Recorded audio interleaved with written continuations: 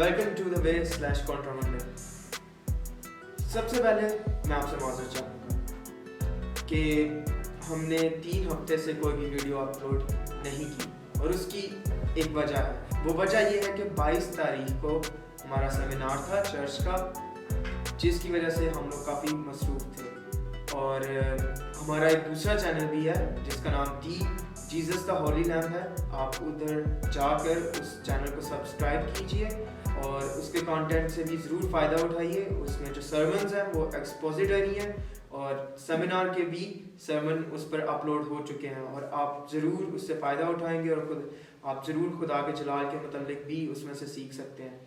तो इससे पहले कि मैं आगे बढ़ूँ, जैसा कि आप सबको पता है मेरा नाम आइज़िक सदीक है और आज के पॉडकास्ट का जो टॉपिक है वो आज भी कैनन ही है। और पिछला जो पॉडकास्ट था वो भी कैनन पे था और कैनन एक ऐसा टॉपिक है जिसको एकदम से बंद नहीं किया जा सकता, चूँकि बाइबल के ऊपर है, बाइबल के मुतालिक है, तो इस पर जितनी बात खुल के की जाए उतना ही बेहतर है। तो लास्ट जो एपिसोड था उसमें हमने कैनन के मुतालिक सीखा कि कैनन का आइडिया कहाँ से पहली मरतबा स्टार्ट हुआ, जो फिर हमारे पास 66 किताबें हैं वो किस स्टैंडर्ड पर रखी गई और फिर कैनन की अहमियत एक मसीही ज़िंदगी में क्यों बहुत ज़्यादा है। तो हमने पिछले एपिसोड में ये सब कुछ सीखा था और आज के एपिसोड में भी हम कैनन के ही मुतालिक सीखेंगे, लेकिन थोड़ा डाइव डीप करेंगे और इसमें खुरम भाई ज़रूर मदद करते हैं और हमेशा से खुरम भाई इस काम में बढ़ चढ़ कर हिस्सा लेते हैं। तो खुरम भाई प्लीज़। जी चले आज का हम एपिसोड शुरू करते हैं। इससे पहले कि हम अपने एपिसोड की तरफ बढ़े, मैं थोड़ा सा आज जो है एक आउटलाइन आपको बताना चाहूँगा कि बेसिकली आज के एपिसोड की आउटलाइन जो है वो क्या होगी। तो आज के एपिसोड की हमारी जो आउटलाइन है उसके अंदर हम देखेंगे कि कैनन जो है, बेशक लास्ट टाइम हमने देखा कि कैनन हम उन किताबों को कहते हैं जो बाइबल का हिस्सा है और हर किताब जो बाइबल के अंदर मौजूद है वो कैनोनिकल स्टैंडर्ड को, एक खास बिब्लिकल कैनोनिकल स्टैंडर्ड है, उस स्टैंडर्ड को फॉलो कर रही है और हर किताब जो है वो उस स्टैंडर्ड को फॉलो करती हुई आती है। तो आज हम लोग देखेंगे कि तमाम किताबें उस स्टैंडर्ड को फॉलो करती हैं, लेकिन कुछ किताबें हैं जिनके ऊपर सबसे ज्यादा सवाल उठाया जाता है कि ये कैनन के स्टैंडर्ड के ऊपर किस तौर से और किस तरीके से पूरी उतरती है, जिनके अंदर खास तौर पर अज़रा, नेहमिया और आस्तर की किताब है। और उसके बाद फिर हम लोग देखेंगे कि वो किताबें जो कैनन के स्टैंडर्ड को किस तरीके से, मतलब ये 3 किताबें ये कैनन के स्टैंडर्ड को किस तरीके से फॉलो करती है। और फिर हम देखेंगे कि ओल्ड टेस्टामेंट कैनन, पुराने अहदनामे का जो कैनन था वो कब क्लोज हुआ और उसके क्लोज होने से लेकर के यीशु मसीह की पैदाइश तक जो है वो कैनोनिकल स्टैंडर्ड, जहां हम उस एरा को क्या कहते हैं और उस एरा के दरमियान में कौन सी किताबें लिखी गई, और इन सब बातों को हम आज के उसके अंदर कवर करेंगे। और इसी के साथ हम कुछ इसका बिब्लिकल बैकग्राउंड देखेंगे कि बिब्लिकल बैकग्राउंड बेसिकली इसका क्या है और इस एरा के अंदर कौन सी किताबें लिखी गई हैं और वो किताबें जो इस एरा के अंदर लिखी गई है वो किताबें भी बाइबल के अंदर शामिल की गई है। तो क्या उन किताबों को बाइबल का हिस्सा होना चाहिए या नहीं होना चाहिए, जिसकी वजह से ये इल्जाम लगता है कि बाइबल तब्दील है। बिल्कुल, क्योंकि जब अगर आप कैथलिक्स की बाइबल देखें तो 72 किताबें, ठीक है, और तो इन सब चीजों को देख करके लोग कहते हैं कि बाइबल तब्दील है। तो जैसा कि हमने शुरू में बताया था, मेन मकसद यह है कि हमें हमारी बाइबल का पता हो कि हम क्यों 66 किताबों वाली बाइबल किस तरीके से सही है, क्यों सही है, ताकि एक आम फहम मसीही को भी पता हो और वो इस बात के साथ डील कर सके कि किस तरीके से उसको इन सब चीजों को समझना है और अपने मसीही ईमान में तरक्की कैसे करनी है। तो ये एक स्ट्रक्चर्ड आउटलाइन है जिसको आज के हम पॉडकास्ट के अंदर फॉलो करेंगे। बिल्कुल, और शुक्रिया कि आपने तमाम आउटलाइन को क्लियर किया। और हम कन्वर्सेशन को स्टार्ट करते हैं। मेरा सबसे पहला सवाल ये है कि कैनन कैसे बढ़ा और फिर क्लोज कैसे हुआ। ठीक है, तो लास्ट टाइम भी हमने बड़ी खूबसूरती के साथ इसके ऊपर बात की थी कि कैनन की इब्तिदा खुदा ने की थी और वो हर किताब जो कैनन के अंदर, बाइबल के अंदर जो पुराने अहदनामे की 39 किताबें, 39 किताबें जो है वो ओल्ड टेस्टामेंट कैनन के स्टैंडर्ड को फॉलो कर रही है। एक खास स्टैंडर्ड है, एक क्राइटेरिया है जिसकी बिना पर हर किताब बाइबल के अंदर मौजूद है। तो हमने 3 बुनियादी बातें देखी थी। उन बुनियादी बातों में नंबर 1 कि वो शख्स जो किताब लिख रहा है, ठीक है, या कोई सहीफा लिख रहा है, वो खुदा का चुना हुआ नबी हो, ठीक है, खुदा का चुना हुआ नबी हो। नंबर 2 खुदा उससे हम कलाम होता हो। नंबर 3 खुदा ने उसको लिखने की क्या दी हो, अथॉरिटी दी हो। तो जब हम इस चीज को देखते हैं तो बाइबल की हर किताब जो है वो कैनोनिकल स्टैंडर्ड को क्या करती है, फॉलो करती है। मिसाल के तौर पर तौरेत की किताबें, तौरेत की कुतुब जिनको कहा जाता है पैदाइश, खरूज, एहबार, गिनती, इस्तिस्ना, ये कुतुब जो है ये खुदावंद ने मूसा के जरिए से लिखवाई। और उसी के अंदर हमें आगे नजर आता है कि खुदा मूसा से नेक्स्ट जिसको तैयार करता है, जिसको चुनता है, वो है यशवा। यशवा ने यशवा की किताब लिखी, ठीक है। उसके बाद हमें कुछ जूइश हिस्ट्री की हमें कुछ किताबें मिलती है, ठीक है, जिसके अंदर हमें काजियों का वाकयात मिलते हैं, कुजात, ठीक है। उसी के साथ आगे हमें रूत, पहला सैमुएल, दूसरा सैमुएल, पहला तवारीख, दूसरा तवारीख, ठीक है, पहला सलातीन, दूसरा सलातीन, ये किताबें हमें मिलती हैं जो कि जूइश हिस्ट्री हमारे सामने बयान करती है, ठीक है। उसके बाद हम जब नेक्स्ट आगे बढ़ते हैं तो आगे हमारे पास जो है अबिया अकबर और अबिया असगर की सहाइफ हमें मिलते हैं। जिस तरीके से अगर हम बात करें दाऊद के ज़बूर, इमसाल, गज़ल गुज़लात, वाइस, यसाया, यिर्मयाह, नोहा, हिजकिय्याह, दानियल, होसिया, जोएल, आमोस, अबिया, यूना, मीका, नाहूम, हबक्कूक, सफन्याह, हज्जी, ज़करिया, मलाकी। और मलाकी के ऊपर हमें नजर आता है कि कैनन क्या हो जाता है, एंड हो जाता है, ओल्ड टेस्टमेंट, ओल्ड टेस्टमेंट। अब जितने मैंने आपके सामने अबिया के नाम लिए, ठीक है, ये सारे खुदा के चुने हुए नबी थे। खुदा इनसे हम कलाम होता था, खुदा ने इनको भेजा था, खुदा ने इनको लिखने की अथॉरिटी दी थी। अब हमें इस चीज को भी समझने की जरूरत है। ये मैं इसके अंदर एक एडिशनल पॉइंट ऐड करूं कि बहुत सारे लोगों को पता नहीं लगता कि अबिया की किताबें अलग से आगे क्यों है और पीछे जो किताबें रह जाती है वो तो हिस्ट्री की किताबें हैं। तो सैमुएल की किताब, सलातीन की किताब और तवारीख की किताब, ये हमें नजर आता है कि सैमुएल और मुख्तलिफ अम्बिया ने इसको लिखा था, जो जूइश हिस्ट्री साथ साथ चलती थी, लिखा था। और एक और चीज इसके अंदर देखते हैं कि हिस्ट्री की किताब के अंदर जो सैमुएल की 2 किताबें, सलातीन की 2 किताबें और तवारीख की 2 किताबें, उनके अंदर हमें हिस्ट्री, प्रॉपर हिस्ट्री नजर आ रही है। और हिस्ट्री के अंदर खुदा जिस जिस नबी को जिस जिस बादशाह के दौर के अंदर भेजता था, उस नबी का वाकया, उस नबी का जिक्र हमें मिलता है, ठीक है। इसकी हम एक बुनियादी तौर पर अगर आप इसकी मिसाल ले लें तो हम देख लेते हैं। अगर आप यसाया उसका पहला बाब निकाल लें तो हर किताब के शुरू में तकरीबन हमें मिलता है, लिखा है यसाया बिन अबूस की रोया जो उसने यहूदा और यरूशलेम की बाबत यहूदा के बादशाहों उजिया और जोताब और आखज और हिजकिय्याह के अयाम में देखी। अब उजिया, जोताब, आखज और हिजकिय्याह के अयाम में जो किताबें देखी, उसने जो रोया देखी, ये इन बादशाहों का वाकयात हमें कहां पर नजर आएंगे, हिस्ट्री के अंदर। और जो कलाम उसने सारा उस टाइम के अंदर, जो नबूवतें उस सारे एरा के अंदर जो उसने की, वो सारी एक किताबी हालत के अंदर सहीफे के तौर पर हमारे पास मौजूद है, ठीक है। तो हिस्ट्री अलग से कलमबंद हुई है और हिस्ट्री के अंदर खुदा जिस जिस नबी को जिस जिस बादशाह के दौर के अंदर भेजता रहा है, उस नबी के नाम से वो सहीफा हमारे पास मौजूद है और वो आगे रिकॉर्डेड है हमारे पास। तो ये खूबसूरती है बाइबल की कि वो सारी चीजें जो है हमारे पास रिकॉर्डेड हालत के अंदर क्या है जी, मौजूद है। अगर आप यूदा के ऊपर देख ले, अगर आप दूसरे सहायक कहते हैं तो उसके ऊपर एक छोटा सा इंट्रो आता है कि इस बादशाह के दौर के अंदर, और इसको आप क्रॉस एग्जामिन कहां से कर सकते हैं, इसकी हिस्टोरिकल बुक्स के अंदर देख करके।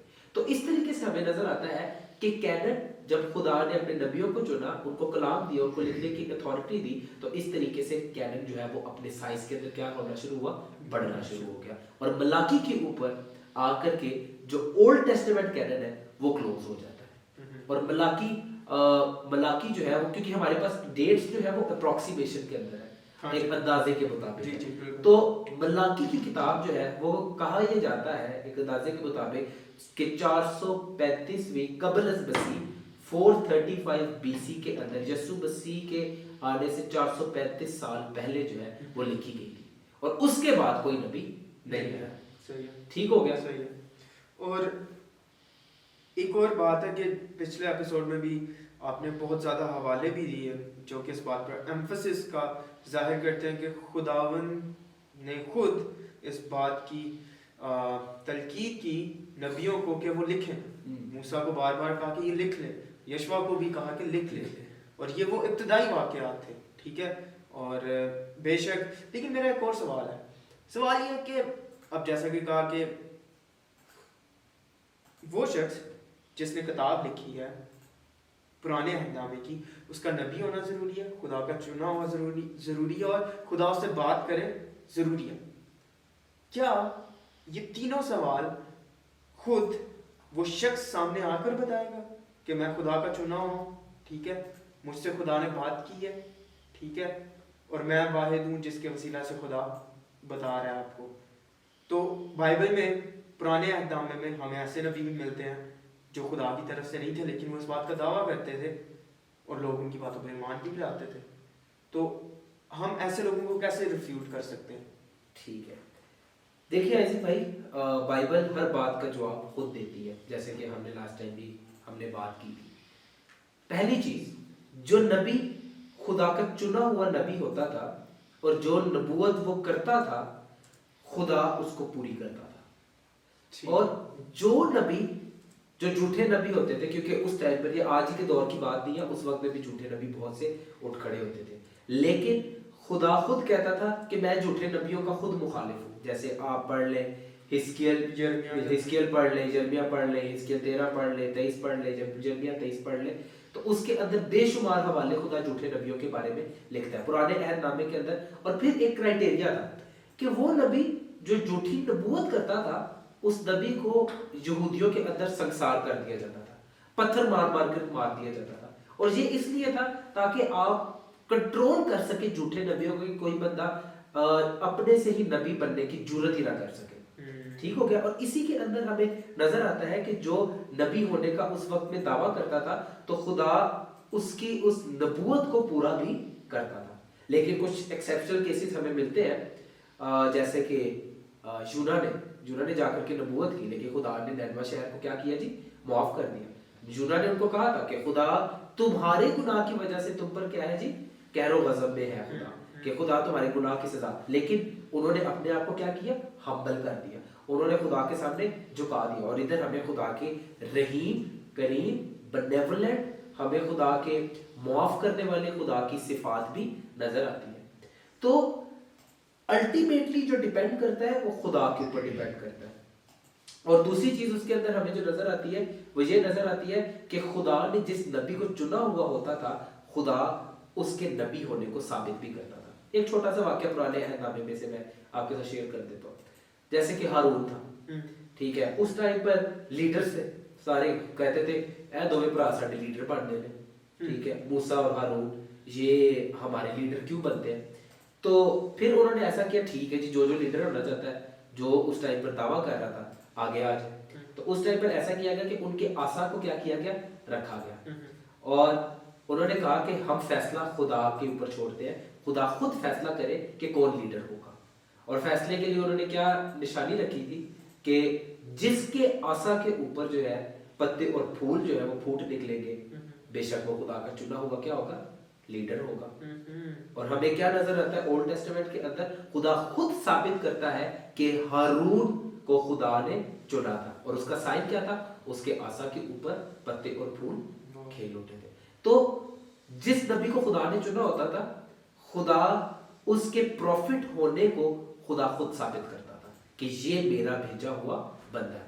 मूसा को खुदा ने भेजा कि तू जा, वो तुझसे पूछेंगे, तो मूसा कहता है खुदा मुझसे पूछेंगे तो मैं क्या कहूंगा, खुदा कहता है तू उनको कहना कि मैं जो हूं सो मैं हूं ने मुझे भेजा है। मतलब खुदा खुद बताता है कि मेरी प्रोविडेंस, मेरा फजल, मैं तुम्हारे साथ हूं, और खुदा साथ होने को जाहिर भी करता है, साबित भी करता है। तो जिस नबी को खुदा ने चुना है, बाइबल के अंदर हमें नजर आता है कि ऐसा हुआ नहीं है कि उसके प्रोफेटिक ऑफिस को, उसके नबी होने को खुदा ने साबित ना किया हो और उसके कलाम को खुदा ने साबित ना किया हो। और झूठे नबियों का भी खुदा का कलाम के अंदर, पुराने अहदनामे के अंदर हमें वाज़ेह तौर पर पता लगता है, खुदा कहता है कि मैं खुद उनका मुखालिफ हूँ। और एक और पॉइंट मुझे मेरे ज़हन में घूम रहा है कि जो नबी आता है, जो किताब लिखता है, उसकी टीचिंग्स पिछले नबी की किताबों से मिलती है, कंसिस्टेंसी पाई जाती है, वो बरखिलाफ नहीं होती बात। अगर जस्टिस की बात की जा रही है, इंसाफ की बात की जा रही है, रहम की बात की जा रही है,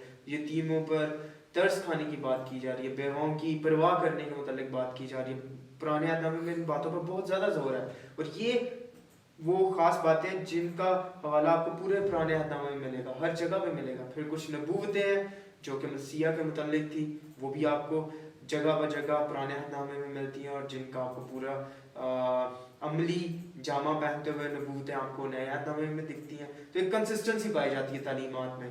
तो आपने बहुत ही ज़बरदस्त तरीके से इसको एक्सप्लेन किया। और अब मेरा सवाल ये है कि बाइबल के अंदर डिबेटेबल बुक्स कौन सी हैं, उन पर क्यों सवाल उठाया जाता है सबसे पहले, और उनके नाम क्या हैं, ठीक है, और उनको डिबेट या उन पर तनकीद क्यों की जाती है? सही। सबसे पहले अगर हम बात करें डिबेटेबल बुक्स की, तो डिबेटेबल बुक्स पे जाने से पहले मैं आपको कुछ अप्रोक्सीमेशन की डेट्स बताना चाहता हूँ। हज्जी, ज़करिया और मलाकी की जो कैनन की या पुराने अहदनामे की आखिरी 3 किताबें हैं। हज्जी की किताब, हज्जी का सहीफा जो है वो तकरीबन गालिबन 520 कबल अज़ मसीह के अंदर जो है वो कंप्लीट हो गया था। सही, ठीक है, जो रिटन हालत के अंदर मौजूद था।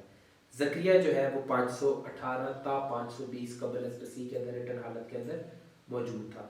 और मलाकी की किताब जो थी वो 435 कबल अज़ मसीह जो है वो क्या हो गई थी जी, कंप्लीट हो गई थी।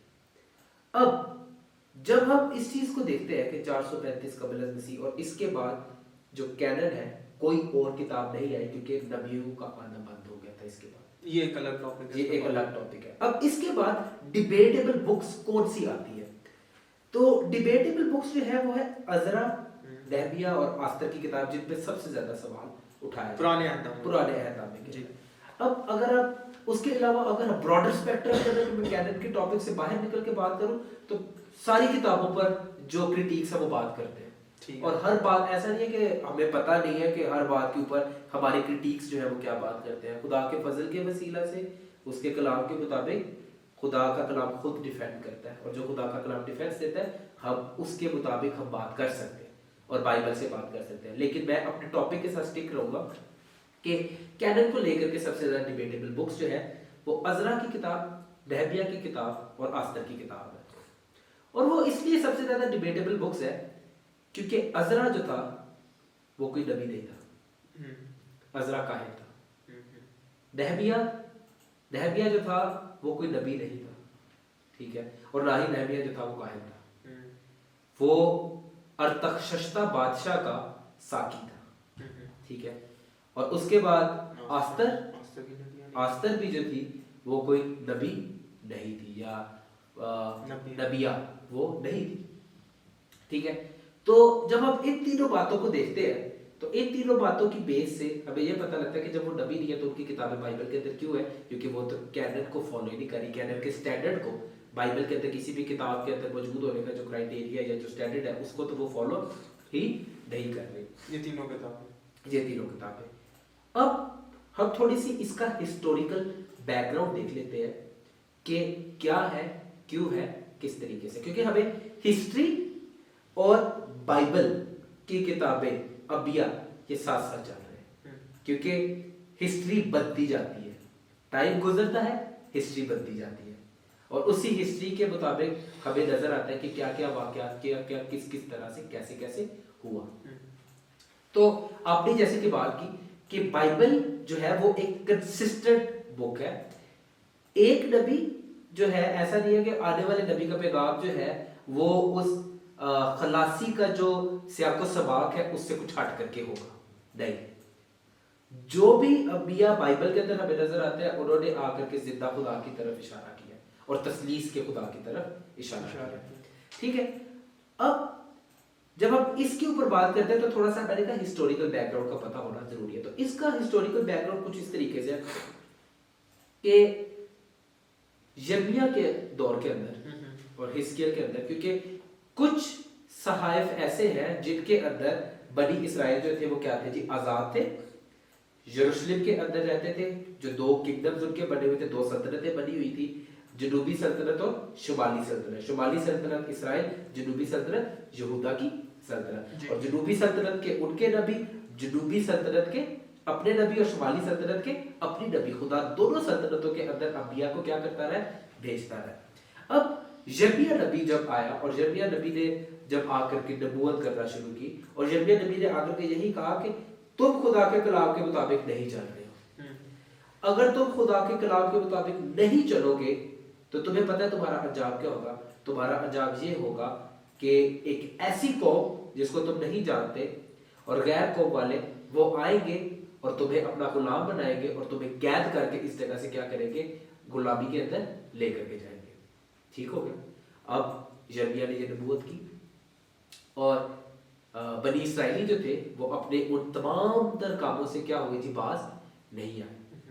तो होता क्या है, होता ये है कि बाबली आते हैं और बाबली आकर के इसराइलियों को असीर करते हैं और असीर करके उनको अपना गुलाम बना करके कहां पर ले जाते हैं, बाबल के अंदर ले जाते हैं।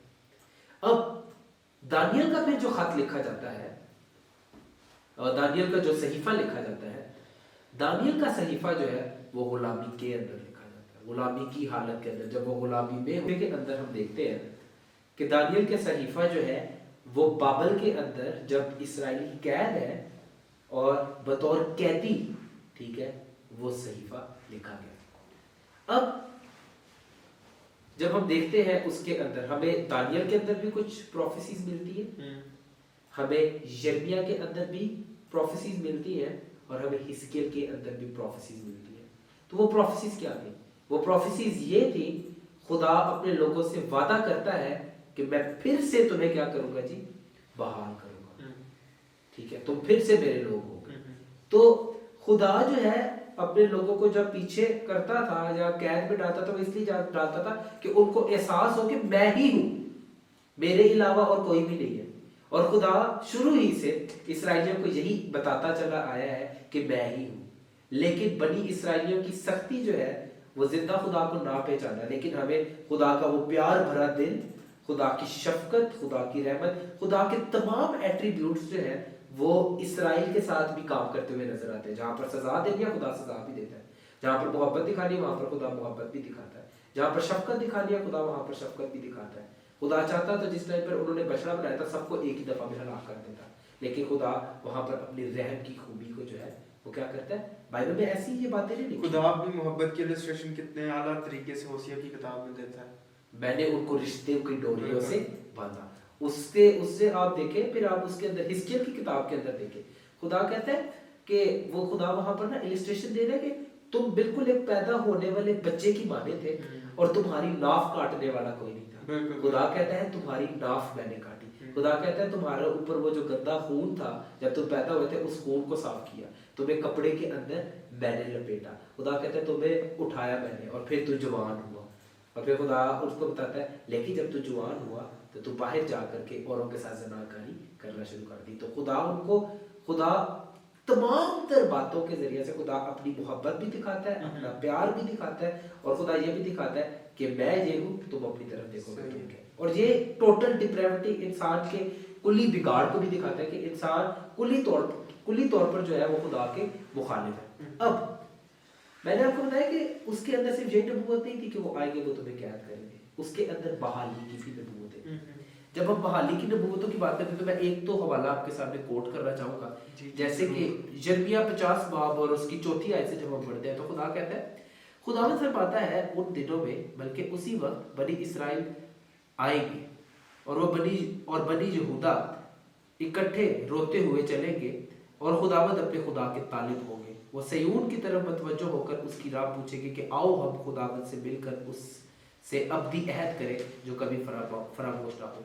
मेरे लोग भटकी हुई भेड़ों की मानद हैं, उनके चरवाहों ने उनको गुमराह कर दिया, उन्होंने उनको पहाड़ों पर ले जाकर छोड़ दिया, वो पहाड़ों से टीलों पर गए और अपने आराम का मकान भूल गए हैं। सब जिन्होंने उनको पाया उनको निगल गए और उनके दुश्मनों ने कहा कि हम कसूरवार नहीं है क्योंकि उन्होंने खुदावंद का गुनाह किया है। वो खुदावंद जो मस्कन सदाकत और उनके बाप दादा की उम्मीद का है। तो हमें क्या नजर आता है? खुदा कहता है कि मैं फिर से तुम्हें बहाल करूंगा, मैं फिर से तुम्हें लेकर के आऊंगा। बेशक तुम गुमराह हो गए थे लेकिन फिर से तुम जो होगे मेरे होगे। इसी के अंदर हमें फिर एक और नबूवत नजर आती है 50वें बाब के अंदर ही। खुदा कहता है इसराइल परा गद्दा भेड़ों की मानिंद है, शेरों ने उसे रगेदा है, शाह असूर ने उसे खा लिया और फिर शाह बाबल नबूकदनेस्सर उसकी हड्डियों तक चबा गया। इसलिए रब्बुल नफाज इस्राएल का खुदा यूं फरमाता है कि देख मैं शाह बाबल और उसके मुल्क को सजा दूंगा जिस तरह मैंने शाह असूर को सजा दी है, लेकिन मैं इस्राएल को फिर उसके मस्कन में लाऊंगा और वो किरमल और बसन में चलेगा और उसकी जान कोहे फिराइम और जलाल पर आसूदा होगी। खुदावंद फरमाता है उन दिनों में और उसी वक्त इस्राएल की बदकिरदारी ढूंढे ना मिलेगी और यहूदा के गुनाहों का पता ना मिलेगा, क्योंकि जिनको मैं बाकी रखूंगा उनको माफ करूंगा। तो करूंगा के लफ्ज फ्यूचर टेंसेस इस्तेमाल हो रहे हैं। तो अब हमें खूबसूरत बात क्या नजर आती है? खूबसूरत बात ये नजर आती है कि नबूवतें हुई थी कि खुदा दोबारा से उनको क्या करेगा जी? बहाल करेगा। अब अज़रा, नेहमिया और आस्तर की किताबें जो है ये बहाली की किताबें हैं। ठीक, अब बहाली की किताबें किस तरीके से? खुदा ने कहा था कि मैं तुम्हें क्या करूंगा? बहाल करूंगा। और उन किताबों के अंदर हमें वो नबूवतें पूरी होती हुई नजर आती है। और वो डायरेक्टली तो नहीं मगर इनडायरेक्टली वो बिब्लिकल कैनन को फॉलो करती है, क्योंकि जिन नबियों ने नबूवत की थी उन नबियों की बातें उन तीनों किताबों के अंदर क्या हो रही है? पूरी हो रही है। और उनका हवाला जो है वो भी हमें मिलता है कि इस नबी की नबूवत के मुताबिक ये हो रहा है। अगर मैं आपके सामने अज़रा उसका पहला बाब पढ़ूं तो ये बड़ा खूबसूरत हमारे लिए होगा कि हम इसको देख सकें। जी जी जरूर। तो अगर हम देखें अज़रा उसका पहला बाब, अब आप गौर कीजिएगा पहले बाब की पहली आयत, और शाह फारस खोरस की सल्तनत के पहले साल में, इसलिए कि खुदावंद का कलाम जो यिर्मयाह की जुबानी आया था। किसकी जुबानी? यिर्मयाह। लफ्ज यिर्मयाह आया। अब अज़रा उसका यिर्मयाह की किताब कितनी आ गया अज़रा से? अब ये भी मैं इसके बाद आपको ये भी तरतीब इसकी बताता हूँ। ये तरतीब क्या है? जो यिर्मयाह की जुबानी आया था पूरा हो, खुदावंद ने शाह फारस खोरस का दिल उभारा, सो उसने अपनी ममलिकत पे मुनादी करवाई और इस मजमून का फरमान भी लिखा कि। अब एक और सवाल इसके अंदर ये उठता है कि यिर्मयाह की नबूवतें जो है वो अज़रा, नेहमिया और आस्तर के अंदर पूरी हो रही है। तो पहले ज्यूइश लिटरेचर के अंदर अज़रा और नेहमिया की किताब, ये दो किताबें नहीं थी, ये एक ही किताब थी। ठीक है, ये बाद में अलग अलग किताबें बनाई गई थी। ठीक है, तो ये किताबें जो है इनके अंदर इनडायरेक्ट जो खुदा के चुने हुए नबी थे, खुदा की बात की जो खुदा ने अपना कलाम दिया था वो अकम्प्लिश हो रहा है इस जगह के अंदर, वो पूरा हो रहा है कि खुदा ने जो कहा था, खुदा जो कहता है वो करता है। खुदा आदमी नहीं है कि अपनी बात करके भूल जाए, ना खुदा इंसान है कि अपने इरादे से पीछे हट जाए। खुदा ने कहा था, हमने वो नबूवत भी देखी जिसके अंदर खुदा ने यिर्मयाह के थ्रू कहलवाया था कि मैं फिर से इनको बहाल करूंगा, और इसके अंदर हमें नजर आता है कि खुदा उनको फिर से क्या करता है जी? बहाल करता है। लेकिन एक और सवाल ये आता है कि वो लोग तो बाबल के अंदर थे, इधर शाह फारस ईरान का बादशाह वो उनको आजाद कर रहा है, तो इसराइली ईरान में कैसे पहुंच गए? वो तो बाबल के अंदर मौजूद थे। 538 कबल अज़ मसीह जो बादशाह था फारस का, ठीक है, उसका नाम था अक्सवीरस बादशाह। उसकी किंगडम जो है इस फारस वाली साइड से ऐसे फैलना शुरू होगी, बढ़ना शुरू होगी, और उसने जाकर के बेबीलोनियन एम्पायर को उसने शिकस्त दी थी। और जितने यहूदी उसकी कैद में थे वो उनको कैद करके अपने साथ कहां पर लेकर के आ गया था? फारस के अंदर। तो इस तरीके से जितने यहूदी थे वो कहां पर पहुंच गए जी? फारस के अंदर। ठीक हो गया। अब इसकी भी मिसाल ले लेते हैं, हम देख लेते हैं कि कैसे वो फारस के अंदर पहुंचे। तो ये हमें आस्तर के शुरू के अबवाब के अंदर मिलता है और उसके बादशाह को भी पता लगता है कि उसके बादशाह की कितनी जगह थी। तो इधर लिखा है अक्सवीरस के दिनों में ऐसा हुआ। ये वही अक्सवीरस है जो हिंदुस्तान से कूश तक 127 सूबों पर सल्तनत करता था कि उन दिनों में जब अक्सवीरस बादशाह अपने तख्ते सल्तनत पर कसरे सोसन में था बैठा। इसमें हिंदुस्तान का भी नाम है। हिंदुस्तान, अब हिंदुस्तान की हम बात करते हैं तो ये करीबी इलाका जहाँ पे ना उस टाइम पर हिंदुस्तान जो था वो ऐसे डिवाइड नहीं था, ठीक है, तो वो ओवरऑल जो था वो उसको गिनते थे, ठीक है। तो खोरस जो है वो बाद का बादशाह है, ठीक हो गया। सही खोरस बाद में आया था। बाबल का बादशाह पहले अक्सवीरस के बाद अर्थकशस्ता, अंग्रेजी में जिसको आर्टाजर्सिस कहते हैं, और उसके बाद हमें नजर आता है खोरस। तो ये एक टाइम लाइन चल रही है। अब आस्तर जो थी, खूबसूरत चीज है इसकी समझिएगा, आस्तर जो थी वो अक्सवीरस की बीवी बनी, अक्सवीरस बादशाह की। लेकिन आस्तर की किताब अक्सवीरस बादशाह के टाइम के अंदर भी नहीं लिखी थी, इस चीज का आपको पता है? नहीं। आस्तर की किताब जो है वो अर्थकशस्ता के टाइम में लिखी गई थी, और ये इसको भी जूइश लिटरेचर का हिस्सा कहा जाता है। लेकिन ये बाइबल के अंदर शामिल इसलिए की गई क्योंकि इसके अंदर हमें नजर आता है कि खुदा किस तरीके से अपने लोगों को बहाल करता रहा, खुदा ने किस तरीके से अपने लोगों को संभाला। इसके अंदर भी नबूवत, कौन सी नबूवत अब पूरी हो रही है, ठीक है। हिजकिय्याह के अंदर खुदा ने नबूवत की थी कि मेरे लोग इस जमीन के ऊपर से खत्म नहीं होंगे, ठीक है। अब उस टाइम पर क्या सारा सिनेरियो चल रहा था, मर्दगी था, ठीक है। हमान उसको मरवा देना चाहता था ताकि यहूदी सारे किसी न किसी तरीके से उनको खत्म करें। मर्दगी के साथ तो उसकी खास एक टसल चलती थी, बिल्कुल, क्योंकि वो उसे सजदा नहीं था करता, बिल्कुल। तो अब मरवा देना चाहते थे, लेकिन खुदा ने आस्तर को इस्तेमाल किया, और हमें नजर आता है कि आस्तर जो कि खुद एक यहूदी थी, तो उसके वसीला से यहूदियों को खुदा ने फारस के अंदर, हिंदुस्तान के अंदर किस तौर से क्या खुदा ने उनको जी बचाया।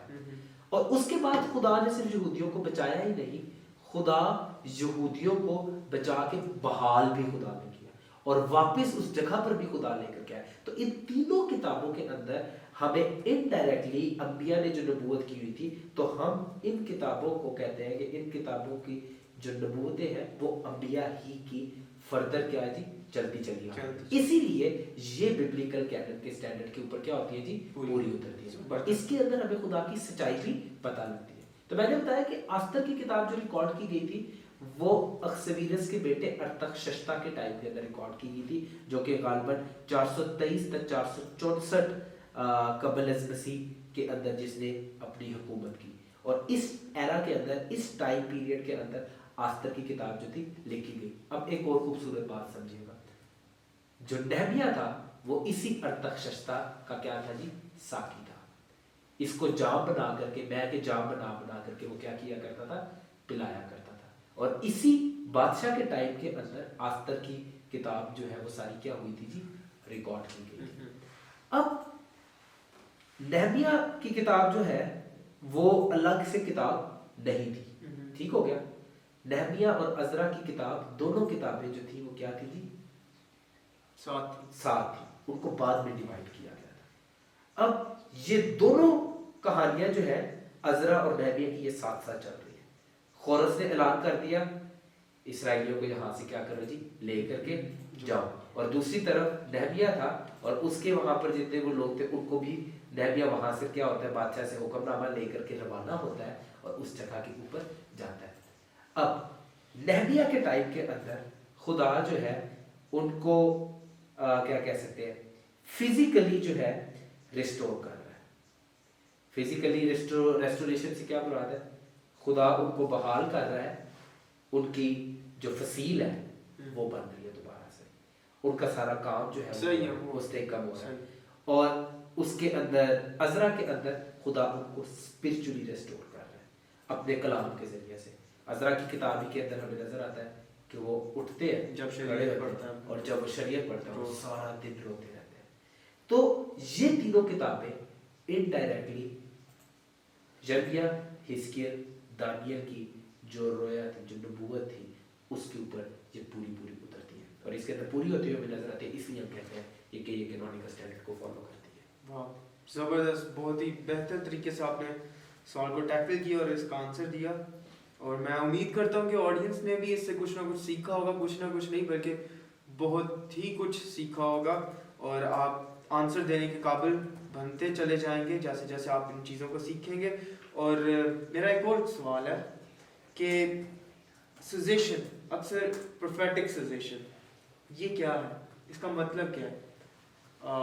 हमारे लोगों को इससे आगाह कीजिए और कुछ ना कुछ मुझे भी सिखाइए ताकि मैं इस चीज़ के मतलब बेहतर तौर से, अगर कोई मुझसे सवाल करे तो कम से कम मैं उसे जवाब देने के काबिल हूँ। प्रोफेटिक सजेशन, अब मैंने आपको बताया कि सारी किताबें जो है वो एक खास स्टैंडर्ड को फॉलो करती हैं, ठीक हो गया। और उस स्टैंडर्ड की जो बुनियादी बात है वो ये है, नबी का होना जरूरी है। अगर कोई नबी नहीं है, ठीक है, तो वो फिर उसके नाम से कोई किताब बाइबल के अंदर हो नहीं सकती, क्योंकि खुदा ने उसको लिखने का इख्तियार नहीं दिया, खुदा ने उसके साथ बात नहीं की, और नंबर 3 वो खुदा का चुना हुआ भी नहीं है, ठीक हो गया। तो प्रोफेटिक सजेशन, तो 435 बीसी कबल अज मसीह, 435 कबल अज मसीह के अंदर मलाकी आया, मलाकी की किताब कंप्लीट हुई, और वो रिटन हालत के अंदर हमारे पास क्या जी मौजूद है। और कैनन उधर क्या हो जाता है, क्लोज हो जाता है, क्योंकि उसके बाद से लेकर के यीशु मसीह के आने तक कोई भी नबी नहीं आया। और इसको हम प्रोफेटिक इस दौरानिये को हम कहते हैं प्रोफेटिक सजेशन का। सही। जब हम प्रोफेटिक सजेशन कहते हैं तो आम फहम उर्दू जुबान बोलने वालों को भी इसकी समझ होनी चाहिए। प्रोफेटिक मतलब, प्रॉफिट मतलब नबी, सजेशन लफ्ज निकला है सीज से, नबी के आने के बंद हो जाने के उस दौरानिये को हम कहते हैं कि ये दौर जो था, नबी इस दौर के अंदर नहीं आए, इस दौर को हम क्या कह देते हैं जी, प्रोफेटिक सजेशन का दौर। तो ये था प्रोफेटिक सजेशन का दौर। अब प्रोफेटिक सजेशन के दौर के अंदर किताबें लिखी गई, ठीक है। अब इस दौर के अंदर भी कुछ किताबें लिखी गई। अच्छा, वो किताबें हैं जो एपोक्रिफल बुक्स हैं। अच्छा, जिन पर हमने लास्ट टाइम बात की। कौन कौन सी?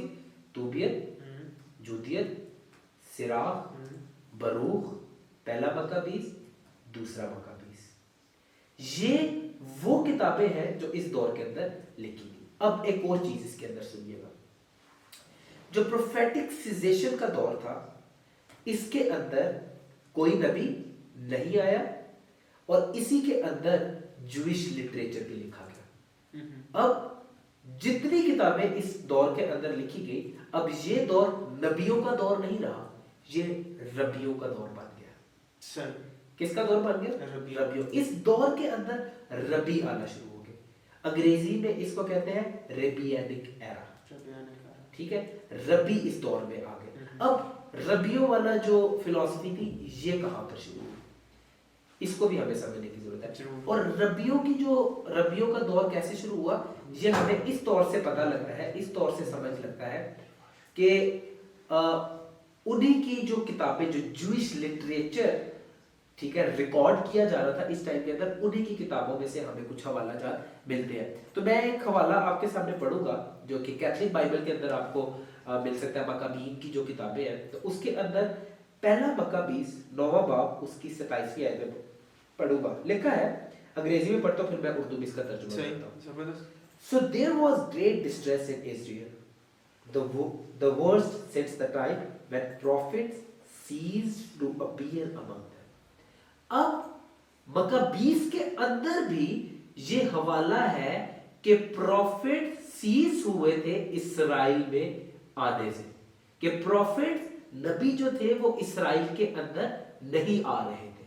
ये मकाबीस की किताबें खुद इसकी गवाही देती है। तो जब एक नबी ही उस दौर के अंदर नहीं आ रहे, तो आप कैसे उन किताबों को कैनन के स्टैंडर्ड के बराबर कर सकते हैं? और इस आयत का जो उर्दू तर्जुमा है वो ये है कि उस वक्त में इस्राएल के दरमियान में एक बड़ा तनाज़ा था, और ऐसा बड़ा तनाज़ा इस वजह से था क्योंकि उनके दरमियान में कोई नबी नहीं आ रहा था। जब उनके दरमियान में कोई नबी नहीं आ रहा था, तो उस वक्त में और क्या हुआ, फिर उन्होंने क्या किया?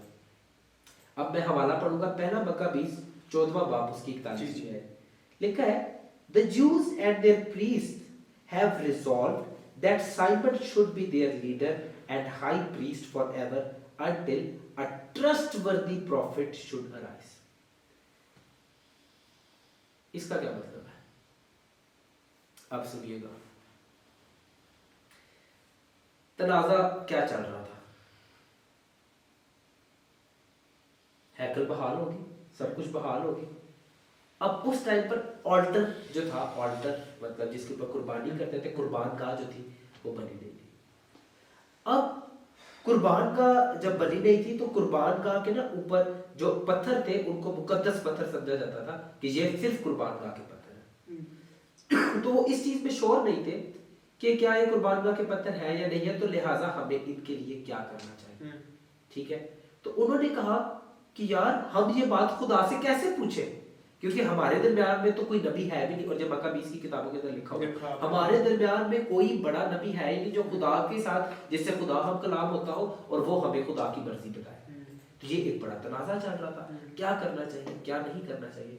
तो उन्होंने क्या किया, पत्थरों को पहाड़ी की चोटी के ऊपर रख दिया और उन्होंने कहा कि ठीक है, नबी नहीं तो रबी।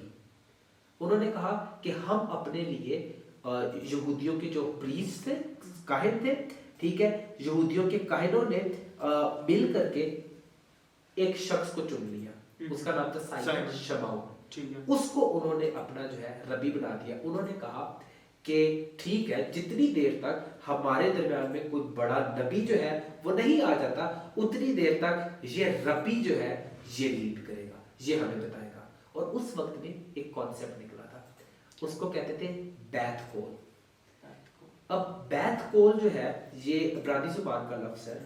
बैथ कोल का मतलब है इसका जो अंग्रेजी तर्जुमा है वो है the daughter of the voice. इसका मतलब है हकीकी आवाज की बेटी। अब वो इसका मतलब क्या है, हकीकी आवाज वो आवाज जो नबी जो था खुदा की डायरेक्ट सुनता था, वो हकीकी आवाज, वो दी वॉइस है। अब बैथ कोल का कॉन्सेप्ट जो था वो ये था कि the daughter of the voice, daughter of the voice, कि हकीकी आवाज की बेटी। कि पहले खुदा डायरेक्ट नबी से हम कलाम करता था, अब खुदा जो है नबी से डायरेक्ट हम कलाम नहीं करता। अब वो हमने जो अपना रबी चुना है, रबी के दिल में खुदा बात को डाल देता है, डायरेक्ट बात नहीं करता। तो इसको वो कहते थे डॉटर ऑफ दी वॉइस, आवाज, हकीकी आवाज की बेटी। इस कॉन्सेप्ट को कहते थे बैथ कोल। ये उनका बनाया हुआ ये कॉन्सेप्ट था जूइश लोगों का उस टाइम पर, जब कोई प्रोफेटिक सिचुएशन उस जरूरत को पूरा करने के लिए, ये उनका बनाया हुआ कॉन्सेप्ट है, खुदा की तरफ से दिया हुआ, जो कि गलत है। खुदा की तरफ से ये नहीं दिया गया, ये उनका बनाया हुआ था। और वो कहते थे कि हल्की सी आवाज जो है वो हमने जो रबी अपना लीडर चुन लिया उसके दिल के अंदर जो आती है वो आवाज। और इसी रबी एनिक एरा के अंदर वो सारी अपोक्रिफा की किताबें जो है वो लिखी गई है। अब अपोक्रिफा की किताबें खुद कहती है कि हमारे दरमियान में कोई नबी नहीं था, हमारे दरमियान में तनाजा था, हमारे दरमियान में खुदा की आवाज सुनने का कोई एज सच सोर्स हमारे पास मौजूद नहीं था। तो उन्होंने रबियों को खड़ा कर दिया और रबियों के उस दौर के अंदर अपोक्रिफा की किताबें लिखी गई। और जब अपोक्रिफा की किताबें लिखी गई तो अपोक्रिफा की बुक्स स्टैंडर्ड को किसी भी एंगल से फॉलो नहीं करती है। अज़रा, नेहमिया, आस्तर इनडायरेक्टली कैनन को फॉलो करती थी क्योंकि वो प्रोफेसीज की फुलफिलमेंट थी। प्रोफेसीज उनके अंदर मुकम्मल तौर पर हूबहू पूरी हो रही थी और वो बाकी किताबों के साथ कंसिस्टेंट थी, कोहेरेंट थी, उनके अंदर किसी भी किस्म का कोई रद्द बदल या बिगाड़ मौजूद नहीं था। ठीक हो गया। अब इन किताबों को जब आप पढ़ते हैं अपोक्रिफा की बुक्स, तो इनके अंदर कोई जो है नबी मौजूद नहीं था, वो खुद इस चीज का हमारे सामने एविडेंस है।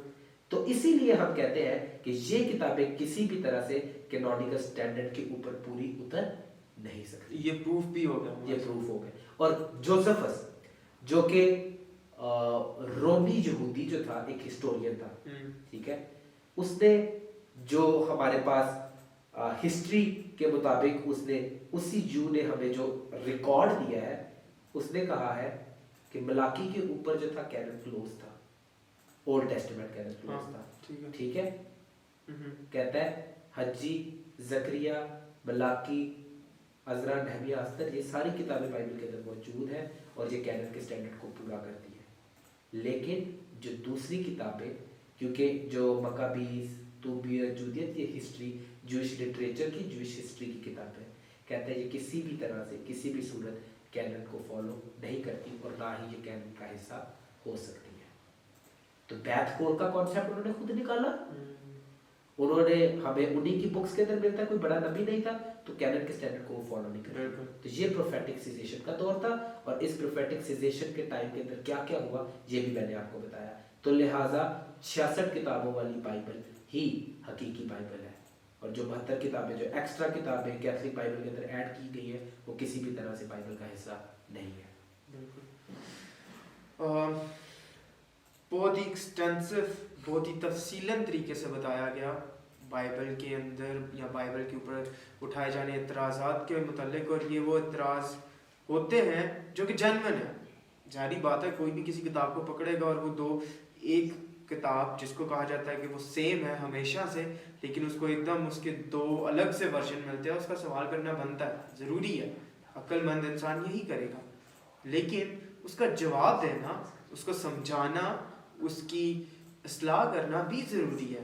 तो मेरी दरख्वास्त है आप सबसे, देखने वालों से, कि आप पढ़ने की तरफ आइए और जितनी भी बातें खुरम भाई ने यहाँ पर की हैं ये बगैर पढ़े नहीं आती, बगैर मेहनत किए नहीं आती।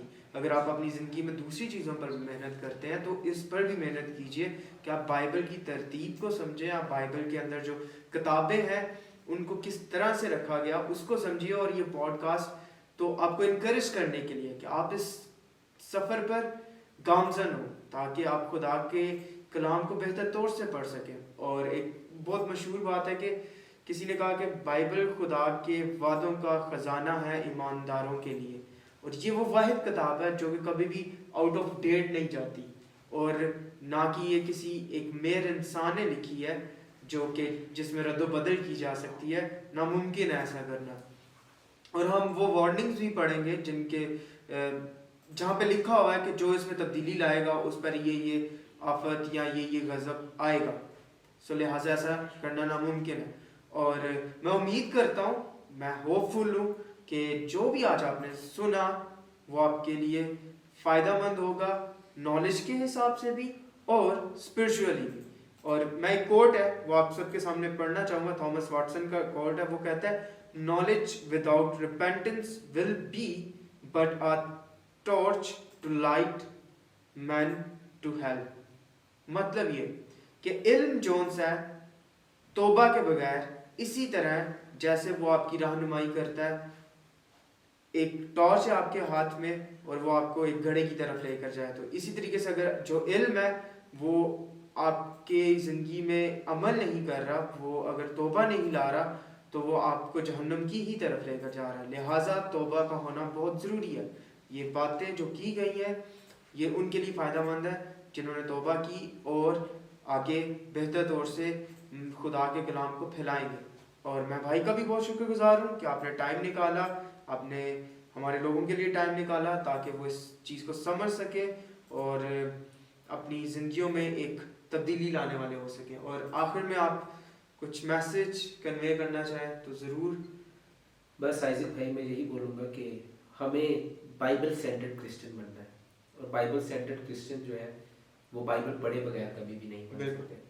और मैं एक चीज़ को जानता हूँ कि वो शख्स जिसकी ज़िंदगी बाइबल पढ़ करके बदली है और वो शख्स जिसने बाइबल को सिस्टमेटिक थियोलॉजी पढ़ करके समझा है, उसकी ज़िंदगी के अंदर एक बड़ा वाज़ेह फ़र्क होगा। क्योंकि नॉलेज जो है जब तक वो आपकी ज़िंदगी की प्रैक्टिस नहीं बन जाता, उतनी देर तक आपकी ज़िंदगी बेफ़ायदा और बेमकसद है। और बाइबल जो है, बाइबल वो है जो आके आपको ज़िंदगी की रोशनी दे देती है, आपकी ज़िंदगी को असर नो बदल देती है। वो कलाम में लिखा हुआ है कि बाइबल खुदा का कलाम जो है वो हर दो धारी तलवार से ज़्यादा तेज़ है।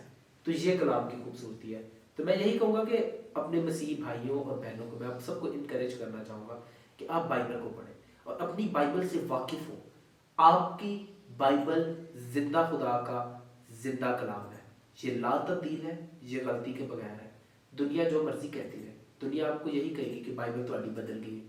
मैं आपको यही कहूँगा कि अपनी बाइबल को जाने, बाइबल पढ़ें, बाइबल सेंटर्ड क्रिश्चियन हो, ताकि खुदा के नाम को जलाल मिले और हर मसीही को उसकी बाइबल का पता होना चाहिए और हर मसीही बाइबल पढ़ने वाला मसीही होना चाहिए। और हम भाई ये पॉडकास्ट का सारा काम इसीलिए है कि आप इनकरेज्ड हो, आप बाइबल को पढ़ें, बाइबल सेंटर्ड क्रिश्चियन हो। और हमारी बातें जो है वो बातें जो है क्या कहते हैं कलाम के मुताबिक है, कलाम में से है, लेकिन एक बात याद रखें वो कलाम की जगह नहीं रखती। कलाम आप कलाम पढ़ेंगे तो जानेंगे, कलाम को पढ़े बगैर जाने बगैर आप कभी भी कुछ भी नहीं कर सकते। लिहाजा कलाम पढ़े। वो स्पर्जन का मुझे बड़ा खूबसूरत एक कोट याद है, वो कहता है consult many good books but remain in the word. कहता है कि अच्छी दूसरी किताबें ज्यादा से ज्यादा पढ़ें लेकिन इसमें रहे, जिंदगी आपकी बाइबल में होनी चाहिए। ये आपकी जिंदगी है, ये जिंदगी का सरचश्मा है, इसके मुताबिक जिंदगी गुजारें। और आखिर में बस मैं आपसे यही कहूँगा कि इस वीडियो को ज़्यादा से ज़्यादा शेयर कीजिए क्रिश्चियन सर्कल्स में, क्रिश्चियन फ्रेंड्स के साथ, फैमिली में, ताकि वो इन चीज़ों को जान सके, इन आर्ग्यूमेंट्स को जान सके, जिससे एक वाज़िया तब्दीली रोनुमा होती है ज़िंदगी के अंदर जब आप एक एविडेंस प्रूफ बात करते हैं तो। और जीसस द होली लैम्ब का लिंक भी आपको डिस्क्रिप्शन में मिल जाएगा। और शुक्रिया आप सबका, शुक्रिया खुरम भाई आपका भी। खुदा हाफिज़।